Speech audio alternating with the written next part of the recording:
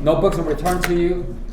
They are not, the grades are not recorded for notebook 0. You just got feedback from the TAs on how to improve. This is the calendar as you would see on the course webpage. I just want to make a few comments. We're in week 4 right now. Okay. So I want to make a comment about Memo B. Okay, there's a little confusion about what A and B are. So you got a team of people, teams of 2. Okay. So one person has written a memo already, so you are person A. The other person is person B. Okay, it's not 1 and 2, it's A and B. So if you wrote a memo a couple weeks ago, you don't write a memo again until 2 weeks from now. But this week, somebody needs to write a memo B, so it's your partner. Okay, you all clear on that? So one person is the A person, the other person is the B person, and this is the week for doing memo B. Put it in the mailbox on Friday, the wooden box outside the door. Okay. If you put it in the wooden box outside my door, you take the risk that it might get shoved to the bottom. When you bring it and slide it under my door, you get the risk that I might lose it. So put it outside Brown 320. Okay. Yes. Question. So for Memo B1, are we just writing about this week's lab or last week's lab as well? Okay. So the question is, what should be the content of Memo B1? So think of this as a progress report. What's been your progress over the last couple of weeks? I would not try to write 2 memos. Just say, what did I do week 3? What did I do week 4? Basically, just what progress have we made since week 2? Which is kind of a general sense. Now, you take a look at the topic there. You'll see that week 3 was talking about the logic analyzer and the oscilloscope. And week 4, this week you're doing something. So it may make sense, for example, to write a memo that includes a screenshot of a logic analyzer output, as an example, or maybe an oscilloscope output. So me as a reader, if I see that, then I would come to the conclusion, well, they obviously must have gotten the logic analyzer to work, so week 3 must be okay. So I don't think it's helpful to write a big long write-up about what did you do week 3. You could just simply say, 2 weeks ago we were introduced to the logic analyzer and everything's fine. You'll see some results later in the memo. Something very short like that. You may not even need to say anything. But basically it's just a progress update for the last 2 weeks. Don't write 2 separate pages. Don't say week 3, week 4, anything like that. Just tell me what's been going on over the last couple weeks. You'll see later on in the semester, there's a bigger gap between, say, Memo 2 and Memo A2 and Memo B2, and so more weeks will be covered. But basically, we're going to feel like if this is working, then I can probably pretty much conclude that the stuff before was probably working. Okay.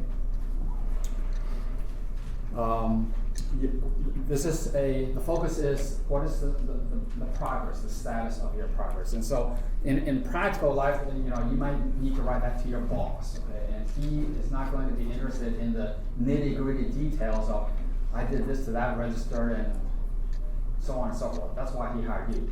What he's more concerned about is, are we making progress? Is the project going to work, by the end of the month or whenever we promised?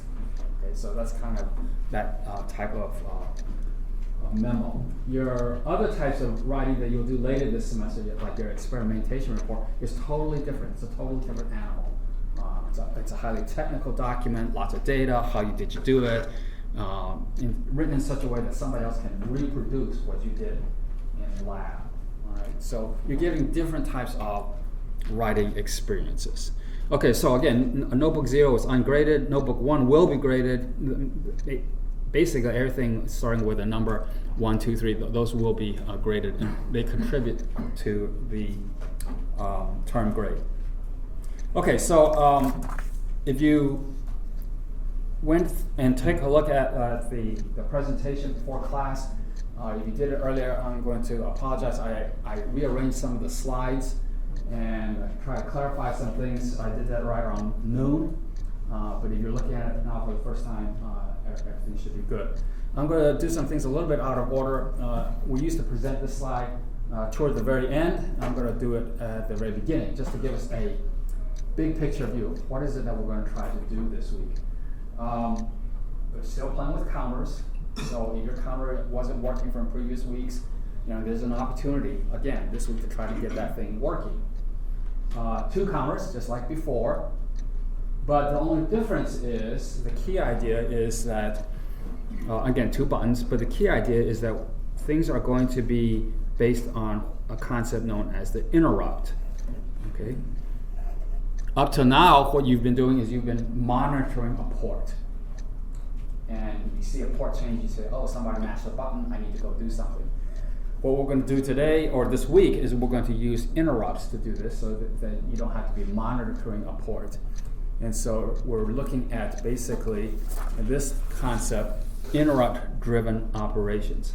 So what I want to do today is talk a little bit about how interrupts are handled. It says here in the Cortex-M CPU, a lot of the concepts are going to be very similar to what you saw in Computer System 2220. Some of the details, some of the names will be a little bit different, but the general concept of an interrupt should be familiar to us. And then there's some particular structures that we're going to take a look at in the hardware. That is the nested vectored interrupt controller, and also talking a little bit about how does information at a general purpose I/O port eventually trigger an interrupt. And we're also going to look at a little bit of what needs to be done in software, because all these things are controlled by software. All right, so let's turn our attention to interrupt-driven operations. This is just kind of a review. It's not really specific to the ARM Cortex-M3, the discovery board. This is a slide that can apply to any type of microprocessor. All right, so an interrupt basically is just going to be an event that causes the main thread to be interrupted. Maybe your processor was doing something, and we're going to say, hey, I need some attention. Now, interrupts can come from different sources. They can come from some sort of device. In this particular case, for this week, they're going to come from 2 buttons. So either button could interrupt the system. Later on in the semester, we're going to use a keypad. Your keypad, when a button is pressed, any button is pressed, it could cause an interrupt. Interrupts can also come from things that are internal to the system, the microcontroller. For example, there are a bunch of timers. It could be that when a timer expires, we want to do something. We'll do that later in this semester. We also have data converters, analog to digital converters. When they're finished converting, they can say, hey, I'm done with my work. That's an interrupt, all right? So the point is, interrupts, these so-called devices, they could be external or they could be internal device. And the key thing is they're asynchronous. In other words, we don't know when they're going to occur. Somebody just simply raises their hand and creates an interrupt.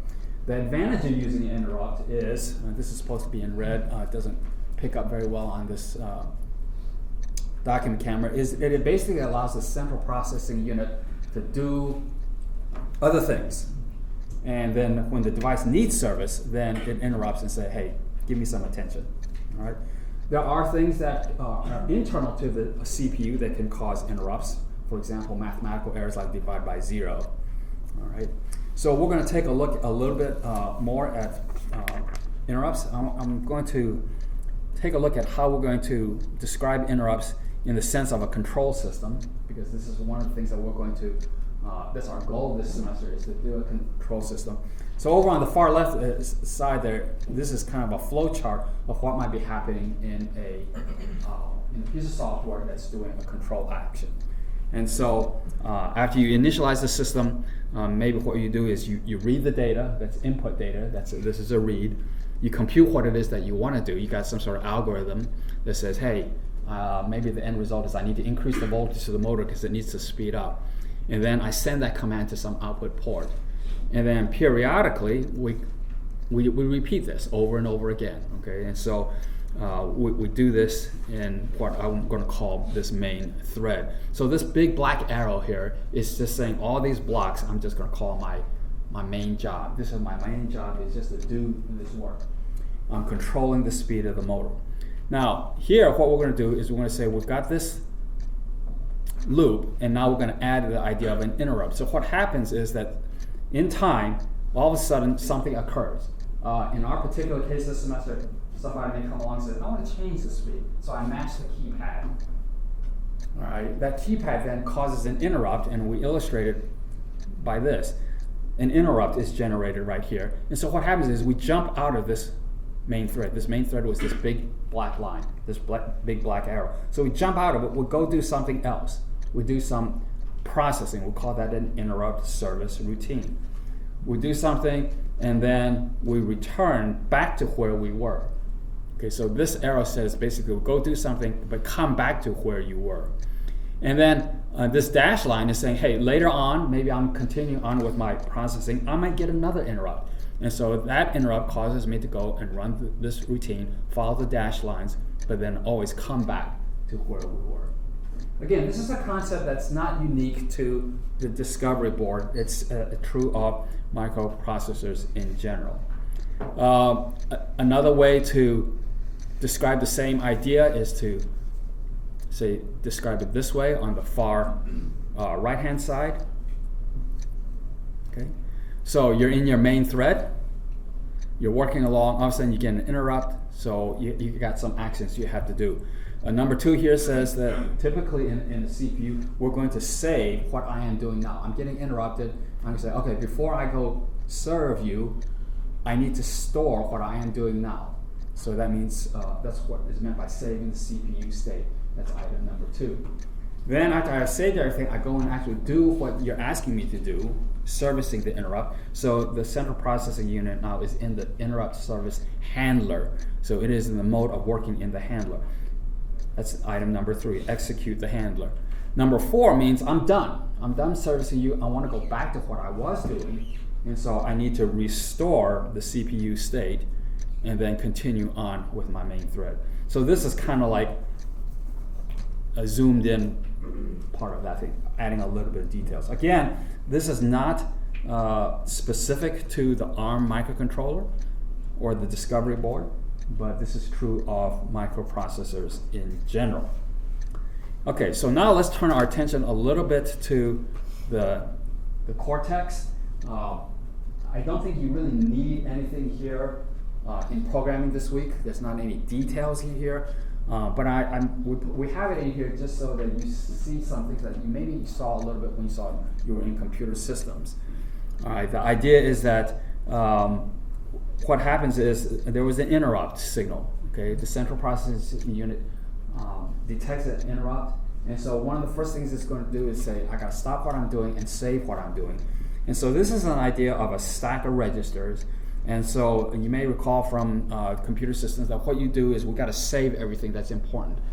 I got to save all the registers. Maybe in the middle of doing some work on some piece of paper, so I want to set all those pieces of paper, all those registers aside. That's called pushing the stuff onto the stack, pushing the registers onto the stack. Some of these names are specific to the ARM microcontroller, like LR. Okay, LR is something you may not have seen, depending on your processor that you worked with in 2220. But there's an idea of I need to know where to come back, and so I need to know where I am. So I push that onto the stack also. Here, then, what I do is I go and figure out what interrupted me. Okay, so for example, in this classroom, we're going to have several hands go up. And I got to decide, it's student 1, student 3, and each of those has an ID number. And I then got to decide, depending on what the question is or what the interrupt is, I go to a vector table. I got to figure out in my mind what is the question is being asked, what is the interrupt request, and I need to go do something. So that's all stored somewhere in my mind in different places. And so in hardware, we say we have a table that tells me where to go, and I call it a vector. A vector says, tell me where to go. Okay, a vector is an arrow with magnitude and direction. It says go over there and get that. This person has a question about hardware. I need to say, I need to go to my mind and get all I know about hardware. This person has a question about grades, and so I need to vector a go to the routine that gives us the process of the question about grades. Okay, now we actually execute the interrupt service routine, ISR. Okay, you've got other registers that you're going to use that are used by the CPU in general. You've got to save those so you don't, you can return them back to the original state.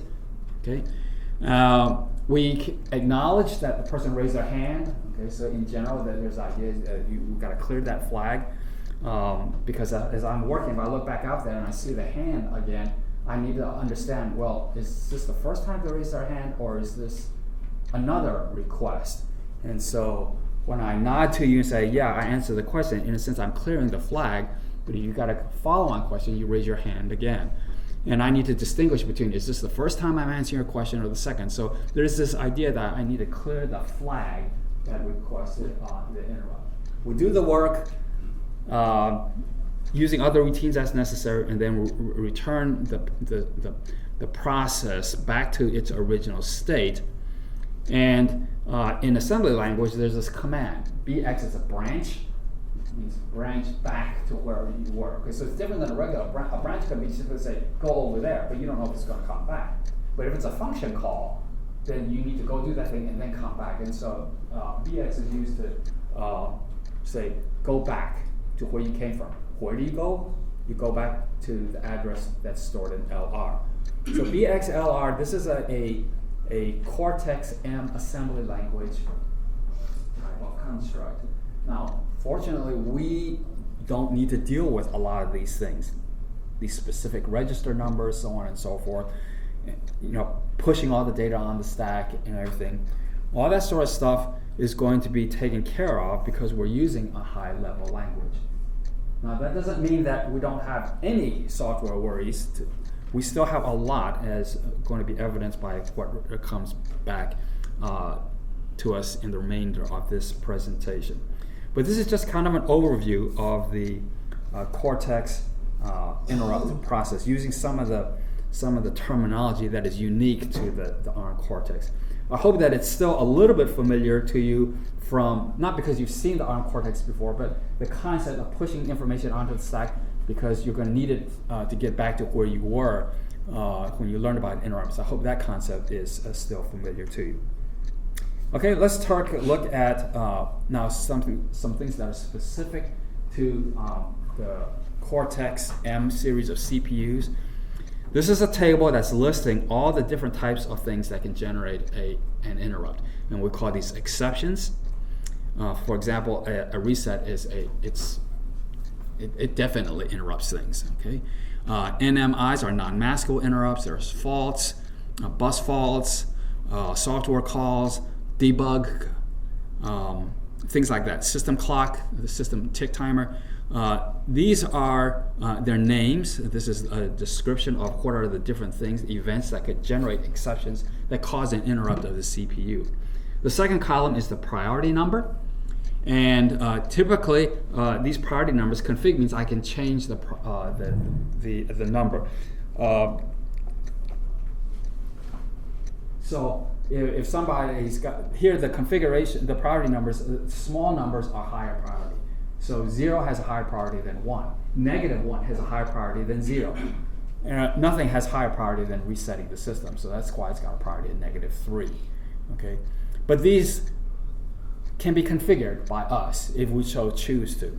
Okay, the IRQs, the interrupt requests, also have a name, and so the reset doesn't need a name because if it occurs, everything else stops. But everything else can be given a name, and so you see that the names here, or the numbers, are associated with certain types of events. Now, down at the bottom is where we're going to put our attention. Is we're going to take a look at some interrupts that are not specific to all ARM CPUs. ARM just is a company that says, we think microcontrollers ought to be set up this way, and they set up a certain standard. And then they license that technology to different companies, and different companies use that as the core of their microcontroller, and they add specific features. So ST Microelectronics, who makes the Discovery board, they're a vendor. They take the ARM structure and say, okay, we're going to take the ARM structure and we're going to add these things. And these are things that they can configure. Okay, so these are the things that we're going to take a look at because we're now working with an STM32L microcontroller produced by ST Microelectronics. Okay, so whether it's a interrupt from a peripheral device or whether it's some sort of software interrupt, that kind of depends on the vendor, the manufacturer of the microcontroller. All right, so this kind of gives you an overview of the structure of exceptions in the Cortex-M family. All right, I'm going to take a look now at this section. All right, this part we really can't do much with. We're not going to do much with for our application. Now let's turn our attention here to these peripheral interrupts. And so we're going to start off and calling this one interrupt request 0, interrupt request 1, see 0, 1, and so forth. The next sheet is going to basically start here and then continue on this table. Okay, you notice that there's a total of 45 different interrupts that are possible, starting from 0 to 44. And so here they are, starting from 0 to 44. So this is just a blow up of what was down here on the previous slide. And so this is for the STM32L1XXX. This is going to be a table for that particular family of microcontrollers. And again, you'll see that there's all kinds of different functions here. So for example, we have real-time clock wake up is a function. A watchdog interrupt is a function. But at some point, there are interrupts that can respond to external stimulus, like a button. And so IRQ6 is one of the first external interrupts. And you'll see that it's labeled EXTI, external interrupt. External interrupt line 0, external interrupt line 1, so on and so forth. And so these are all external interrupts. There are also things that can happen internally. For example, timers. We're going to work with those a little bit later this semester. Timers can interrupt. You may set up a timer that says, hey, every 100 milliseconds, every tenth of a second, I need you to tell me that a tenth of a second is ticked by. Because we're going to do a stopwatch. And I want to have a tenth of a digit accuracy. And every time the timer interrupts, timer 10 or whatever, it will cause an interrupt. And so we see listed here, there's some timer interrupts. This table does not show all 45 things. You see clearly some things have been chopped off here in the middle, and some stuff here at the bottom has been chopped off. All right, so this is just to kind of give you an idea of what's going on here. So this is the interrupt position, its priority number. So you remember, as the priority numbers get bigger and bigger, that's lower and lower priorities. So hardware has higher priority than timers. External interrupts, have higher priority than timers. That's the default setup. Okay, you can change the type priority. It's settable. Okay, these are just abbreviated names: external 0, external 1, so forth. One thing that you need to bear in mind a little bit is that external 0 is actually external interrupt line 0. External, this looks like a 1. That's line 1, okay, like so. Now over here in the far right column is the address. The address is not the starting address of the interrupt service routine. The address is a place for you to store the address. Okay, so suppose we use, for example, IRQ6. We set it up to respond to a button press. When that button press comes in, the CPU is going to come to this particular address and say, what am I supposed to do? Where do I find out the routine? And stored in here will be an address for where the routine, the interrupt service routine, starts. Okay. Now all that stuff is handled by the compiler. The compiler figures out what address needs to go in here. What we need to know, however, is that we need to know that the interrupt service routine that we pick is set up in a table like this. And so if there are other things that are also set up to do interrupts, they could interrupt at a higher priority and so forth. So we need to know that we are placing things in the correct place of the world so that the CPU can find it. Okay, so let me take this and say that this is the concept. You know, I got names, I got these addresses where I store it, and now let's see how this is going to look to us in C. Okay, now C is going to hide a lot of these things for us. So this is what we call a vector table. It's just a table of addresses. And this is an incomplete table. It's just to kind of show you the idea. And the vectors start, if we take a look up here, let me see if I can find it. These external interrupts, look at this one. This is window watchdog, okay? These are all not external. These are the external ones below here. So here, window watchdog. Take a look at this line, window watchdog IRQ handler. That corresponds to this first row of this table, window watchdog interrupt. Okay? So they created a table in a piece of startup code, which it will be included in your piece of software. You don't have to write it. When you set up your development environment, saying that I've got this particular device, this particular controller, all this stuff is set up. And so these are just a data table, okay? And then, so these are the external interrupts, and these are the ones here, external interrupt line 0, IRQ number 6. This corresponded to this one right here. Okay. Now, the important thing to take away from this is when we write an interrupt service routine to do something, we got to give that routine a name. Maybe it's called button 0 handler, or button 1 handler, or keypad handler. So one option is to say, change this name. Okay, so the compiler knows that, oh, that piece of software is called button 0, and it needs to be associated with this location in the table. Okay, that's one way to handle it. So use the name here. Another easy thing is simply to say, well, if I'm going to use IRQ6, the default name is EXTI, external interrupt line 0 IRQ handler, and I'm just going to call my piece of software, my little function, I'm going to use that name.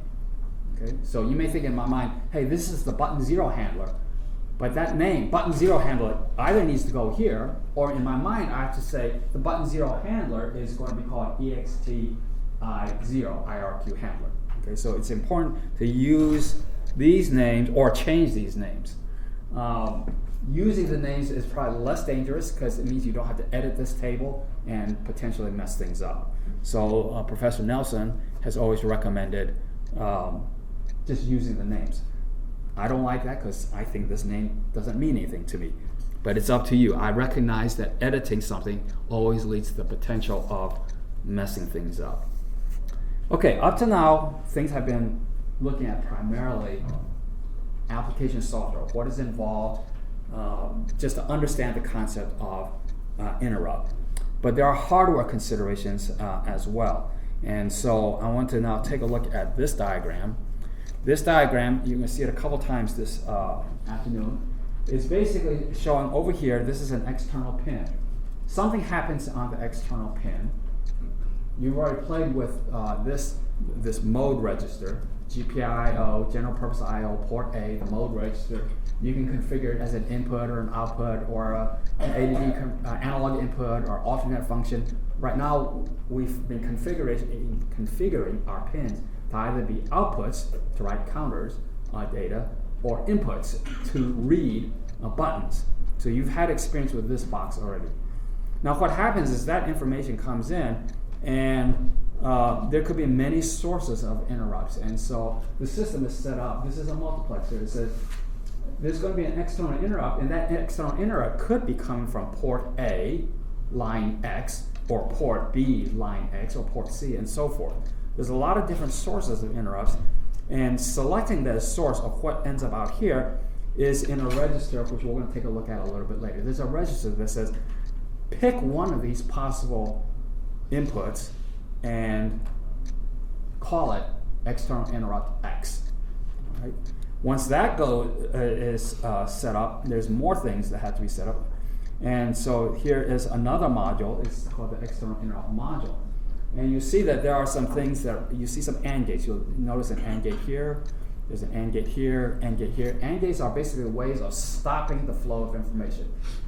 Remember, an AND gate, if it's got two inputs, if one of the inputs is 0, nothing gets passed. Because the only way for information to get passed is both of these have to be 1 AND. Okay? So these are basically gates think of it as a toll booth, where the information wants to flow and eventually get to the CPU and say, hey, I need attention. But there are ways to prevent that information from getting through. And so there are these little flags that have to be set up. And we're going to talk about that a little bit more. Okay? So on my piece of paper that I printed, this is a kind of a blue box. This is a pink box. This is a kind of a, what's that color? Kind of a greenish blue. Cyan? Is cyan kind of a greenish blue? This is kind of a tan colored box, and this is a green colored box. It doesn't show up so well on this particular projector.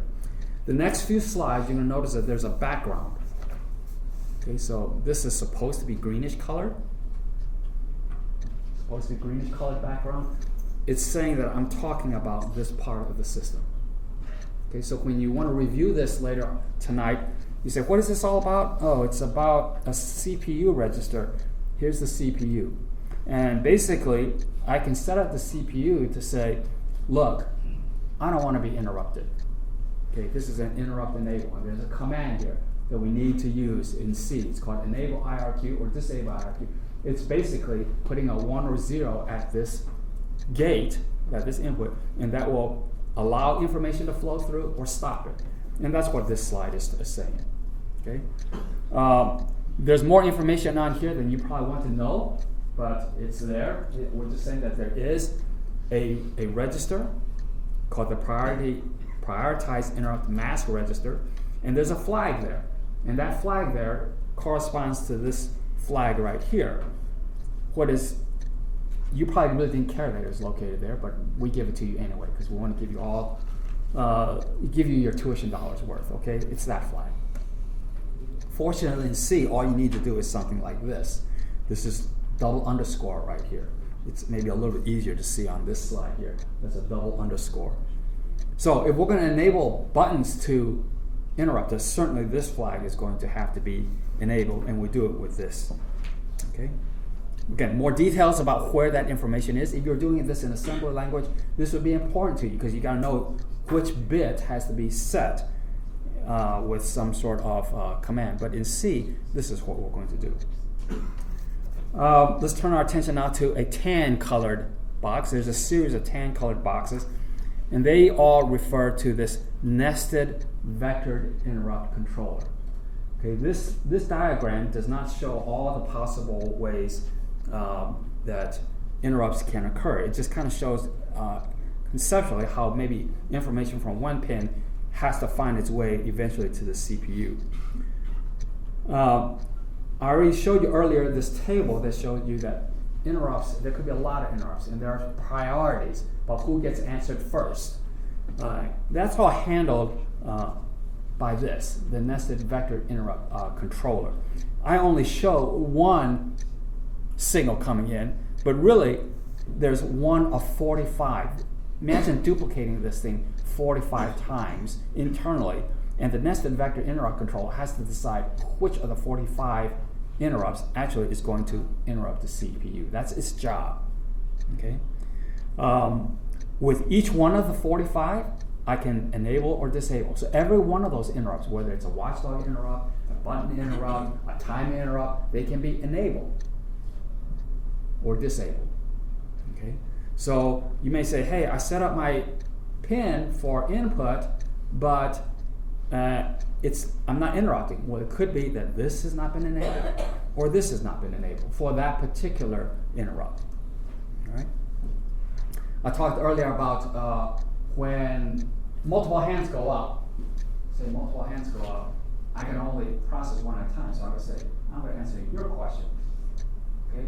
So I answer the question, I clear it, your hand goes down. When I look around, I still see hands up there. Okay? So those are what I call pending interrupts. I still got some students who have questions there, and so these are pending flags. That means I still have work to do. All right? So that's a flag that I'm going to have to take a look at. So the nested vector interrupt basically takes care of these sorts of things, sorting all these details. So this idea is kind of illustrated in this slide here. It's tan background. We got all sorts of different devices which could interrupt. Each one of them is associated with a different interrupt request number. Each of them could have a different priority. Okay, so they all are, so each one of these has a different piece of software, so it has a different vector. Okay, and so all that information eventually has to be sorted out before I process the particular interrupt routines. And so the controller, the nested vector interrupt controller, has to figure out who's the highest priority. Okay, the Angular student has a high priority over the column student. Okay, that's a priority level. Women have priority over men, but only because I'm old-fashioned. Okay, if they have equal priority, then we have to take a look at which interrupt has a lower number, because the lower number has a higher priority. All right, and all this stuff has got to be sorted out, basically, in this part of the system. Continuing on, let's see. This is not in particular associated with any one of these blocks. These three colors here, blue, tan, green, correspond to sort of bluish, tan, and green. Okay, my choice of colors didn't render very well. This box is supposed to be similar to this box. You see here there's an AND gate that corresponds to this AND gate. All right, there's an enable flag here. This is the actual flag. Hey, person raised their hand, but I have to be looking for it. So this enable is this enable. Here's an AND, that's this operation. Information then goes to the nested vector interrupt controller, that's this. Up to 45 different interrupts.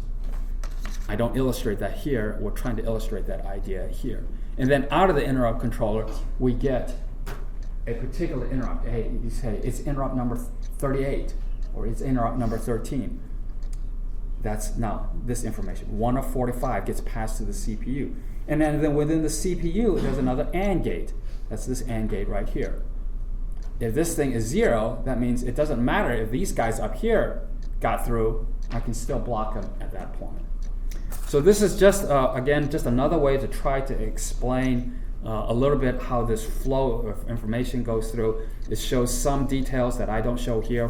For example, that there could be many sources of interrupts, and it's maybe a little bit simpler to understand maybe than some of these pictures here. But it's the same sort of idea, maybe presented in a slightly different way. Now if we turn our attention back to the next slide, we're back to tan color. It says that what we're doing is we're looking in more detail at how this nested vector interrupt controller works. It's saying a lot of what explaining a lot of what I've just said orally. Its job is to manage and to prioritize all the different interrupts. Who gets to go first? The angry student, the angry woman student definitely goes first, because angry students have higher priority, women have higher priority. The nested vector interrupt controller takes care of that. Unfortunately, this picture was cut and pasted from another document, and you're going to see blue and pink and green and tan. That blue and pink and green and tan have nothing to do with this, so I apologize for that. Maybe next year we'll get away from that. So don't be confused by this color. So this color, not related, color is not related to previous diagrams. Okay, it's just saying that, look, there's a lot of peripherals that can be interrupted. There's a lot of students who can interrupt. The nested vector interrupt controller has to sort it out and then tell the processor, hey, go and take care of some things. All right? This is explaining in words what I tried to explain with a diagram here. Okay? There's a lot of different sources of interrupts. A lot of different sources of interrupts. This is just a picture of one interrupt. Each of the interrupts can be enabled. And I'm just saying here in words, each interrupt has its own enable bit within the end bit. Okay, the nested vector interrupt control. Okay. The controller only considers those IRQs whose bits are set. And it tells you here, this is how we can do it. All all right? There are symbols, programming symbols, that make our life easier in C. So this is a header file, stn32L1XXX header file. It defines these symbols, okay? And so this is telling you a little bit how to use it in C. So again, this is tan background. It all has to deal with how do you set up this nested vector interrupt controller. I mentioned that there's a pending flag. Before I said there could be multiple people interrupting. And so this slide is just trying to explain in words what we're trying to show in the diagram here. What does this flag mean? Okay, it says that the pending flag, when it detects something but it's not processed it says, look, it's pending. Okay, and then that flag, the status of a particular flag will change to active when you enter the interrupt handler, and then we'll clear the flag when we're done. Okay. You can check this flag if you want to, if for some reason you want to check the flag, and this thing down here tells you in C how you can go ahead and do it in C. Okay. Continue on. This is a very complex, highly sophisticated vector controller. That's why we have more of these tan slides than anything. Okay. I said there's a priority. Remember at the beginning I said that interrupts have priorities. Every interrupt has a priority. This is shown at the very beginning. Of course, the lowest priority is this negative number. These priority numbers are configurable, or you can use the default ordering. This is what we showed earlier. We're showing that their priorities are here. Number 42 is going to be of lower priority than these other ones. Okay, the lower the number, the higher the priority. And so this slide is just saying in words what I tried to say with a diagram is every interrupt has assigned to it a priority number. Okay? The lower the priority number, the higher the actual priority. Okay? And then if you want to lower the priority of certain things, then you give it a higher priority number. Okay? And so those priority registers, there are places where you can assign those. You can just leave things alone for the sake of this particular week. You don't have to do that. But later on, we're going to have several things going on simultaneously in the system. We're going to have, for example, something that's converting analog data, the real world data, to digital form. That's an ADT converter. It can say, hey, I'm done with work. You can take my data. You have another thing called a timer that says, hey, we need to do this job every 10th of a second. And that timer is saying, hey, I'm done. So who gets higher priority if they interrupt at the same time? You will have a keypad matching the button. Where does it have priority? So you will choose something that will be suitable for trying to meet the needs or the requirements of the project. Okay, now we turn to a blue background slide. This blue background slide is not this blue. It's supposed to be this kind of a greenish blue color here. It actually looks more blue on the projector, but on your computer screen it's going to look more kind of a greenish blue. We're going to turn our attention here now. All right. So there's some functions here in this external interrupt module. And one of the things that you can do is say, do I want to interrupt when I get a rising edge like this, or when I do a falling edge on a signal? All right. You can decide whether or not to even let the thing pass. And then when multiple hands go up, there are pending flags here. And that structure they go through into more detail here. There's actually more functions than what I've shown in this, what I call a cartoon here. So for example, let me try to fold this back now. One of the things that we can decide is whether it's going to be rising edge trigger or falling edge trigger. Okay, we need to make that selection. Am I going to enable this AND gate? That AND gate is this AND gate. Okay? And then we basically see how basic information from the external interrupt goes through a circuit to decide whether it's going to be rising edge or falling edge. It could be that we get triggered from the external world, or we could get a interrupt from a piece of software. A piece of software can also produce interrupt, and so that's why this is an OR here. But we can block that with a mask. Okay, we can block that by putting an appropriate 1 or 0 here. And then that information eventually gets out here. So this is the details of what I tried to explain in kind of a cartoon manner here. Up to this point, let's pause for a moment and say, what should be some of the takeaways? The takeaways is that when an action occurs in the real world out here, there are a lot of gates that I gotta go through to make sure that I finally interrupt the CPU. And the goal this week is just to try to get all those gates and these choices sorted out in our minds, okay? This is a pink background, so now we're taking a look at this section right here. Okay? The idea is that there are a lot of ways that I can get an EXTI, an external interrupt. It could come from port A, port B, and so on and so forth. And so there is a register, there is a series of registers. They all start off with SYSCFG, system config. And one of them is system config external interrupt control register 1. There's a control register 2, there's a control register 3. But this is external interrupt control register 1. It's 16 bits long. The 16 bits are divided into groups of 4. And for example here, from these 4 bits, I can decide whether I'm going to look at, the external interrupt is going to come from port A, pin 0, or port B, pin 0, or port C, pin 0.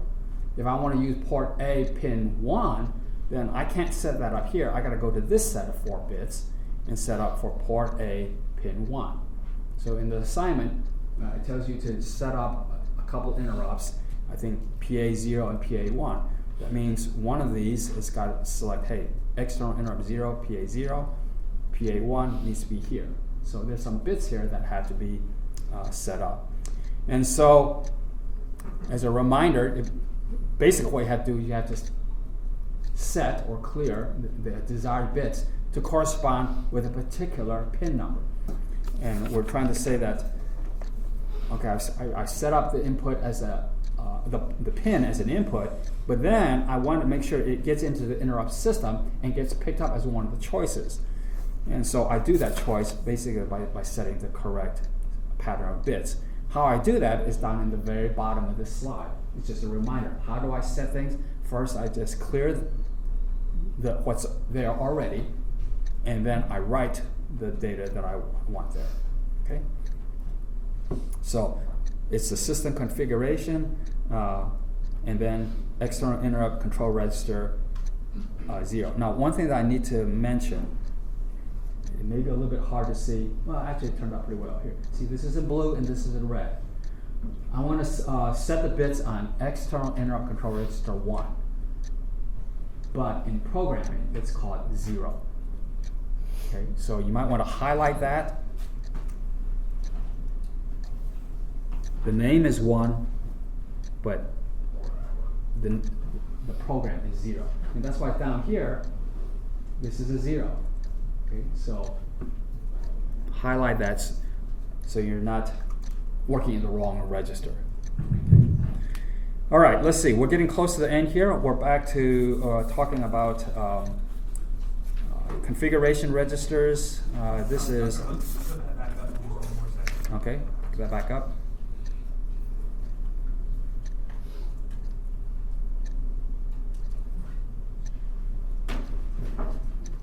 Okay, let me try to get to the end real quick here. Now this is now back to a blue slide. It's now talking about this. Let's talk about the details involved with how do you set up this AND gate, choosing rising edge or falling edge. That's all on this. Again, examples down at the bottom. So that's an overview again. We kind of broke it up into different slides. Remember, look at the slide background to decide what part of the system you're trying to learn about. And then for this week, what you want to do is you want to set up an interrupt handler to basically enable button interrupts. And then you want to then write a interrupt service routine to handle each of the different buttons. There's 2 buttons that you're gonna have a button that causes the counter to reverse direction and another one to go back. And so we're still dealing with 2 counters, difference is the one counters are running twice as fast as the other, but when we mash the button, interrupt the system, we're gonna cause the counters to reverse direction. Mash the other button, there's another interrupt, cause them to change direction and go forward again. So we basically have a forward and back button. So you need to write an interrupt service routine to do that. And this is a list of things that need to be done. It's your checklist of things that need to be done. Okay, so I see that I've run out of time. Any last comments or questions? Okay, good luck in lab. Remember, there's a memo due Friday for partner B.